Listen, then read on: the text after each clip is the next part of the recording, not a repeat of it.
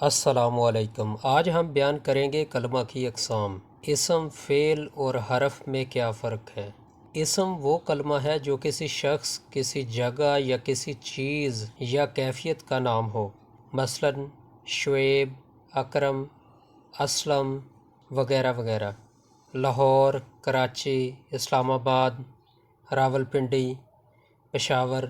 یا کسی چیز، پنکھا یا نام کی جگہ استعمال ہو تو اسے کہتے ہیں اسم۔ اب دیکھتے ہیں فعل۔ وہ کلمہ ہے جس سے کسی کام کا کرنا یا ہونا معلوم ہو، مثلا آیا، جاتا، کرتا، جاتا تھا، لکھے گا۔ یہ سارے کے سارے فعل ہیں، یعنی کہ وہ کلمہ ہے جس سے کسی کام کا کرنا یا ہونا معلوم ہو۔ لکھے گا، پڑھے گا، گائے گا، یہ سب فعل ہیں۔ اب دیکھتے ہیں حرف۔ حرف وہ کلمہ ہے جو اکیلا تو کچھ معنی نہ دے، لیکن دوسرے کلمات کے ساتھ مل کر معنی دے اور ان میں تعلق بھی پیدا کرے۔